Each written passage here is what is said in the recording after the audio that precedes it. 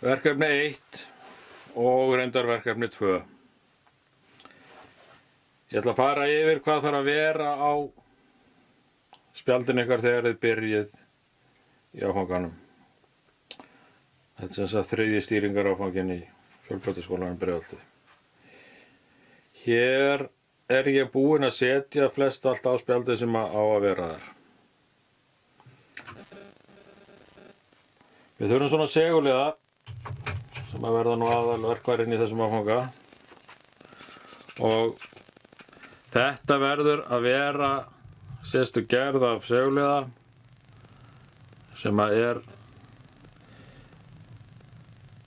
svo kallar AC3, hann verður allan uppfylla þau skilyrði. Þetta getið þið séð hérna, það er AC3 möguleikinn er hérna. Það er sem sagt kraftliði. Það er hægt að þekkja hann líka á öðru. Það er hægt að þekkja hann líka á öðru. Það stendur á honum hérna L1, L2, L3, T1, T2, T3.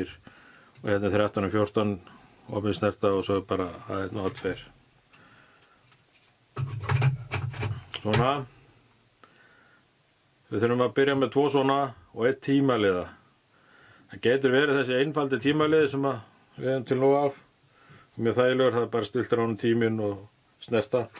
Það getur líka verið flóknari típa eins og þessi hérna, sem er með fleiri funksjónum eða virkni.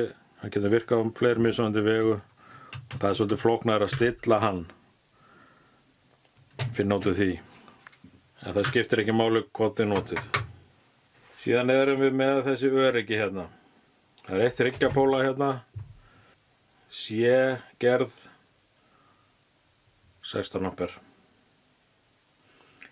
Síðan erum við með B-gerð af ekki stærra heldur en 10, það má alveg vera minna, 6 ampere eða 3 eða eitthvað.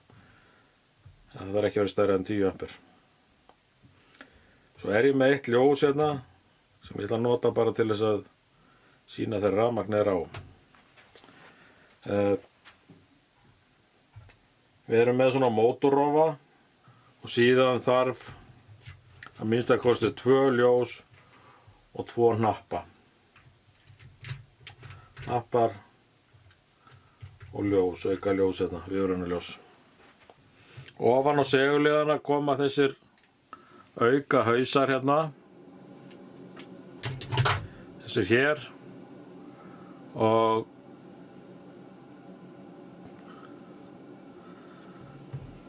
þeir smellast hérna ofan á.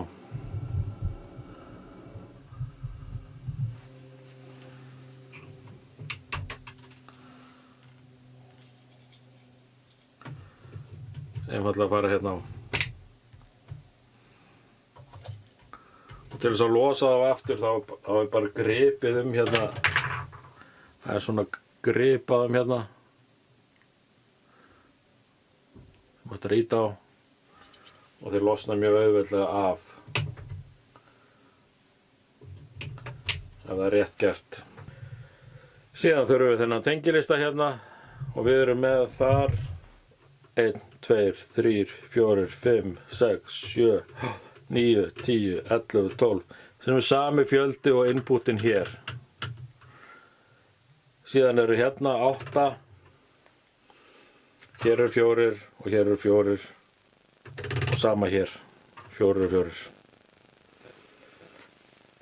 Þetta er sem sagt fyrir þennan hérna. En verður ekki nota fyrir henni í seinni verkefnum. Hérna á tengilistanum hér eiga að vera nákvæmlega eins og hérna.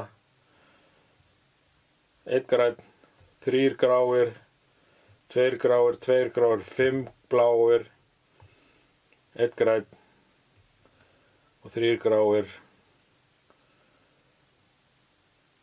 og svo eru hérna 10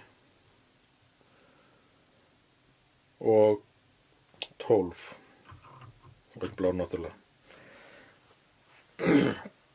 Síðan er þetta merkt hérna 1, 2, 3, 4, 5, 6, 7, 8, 9, og alveg upp í 30 hérna. Endaplötur hérna eins og þarf og endastopp. Það þarf ekki endastopp hérna á jarðtengikubbinn vegna þess að hann er sjálfur læsing. Sjáum við þessi blái, hann er bara svona og grái er alveg eins en jörðin er öðruvísi. Jörðin sem sagt,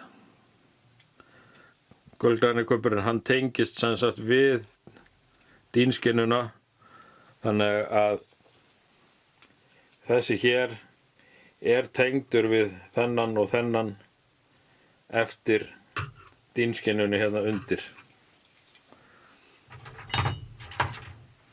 Það er sem sagt svona dýnskinna hérna undir sem að sést ekki. Þessu til viðbótar þurfum við svona yfirálasvörn en við notum hann ekki fyrir síðasta verkefninu og þurfum 2 svona.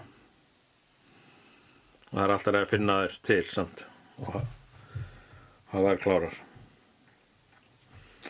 Svo er hérna nappabóksið, í því er grænn startnappur og rauður stoppnappur og 230 V ljós díóða. Kapall með 6 vírum, 6 svartum vírum.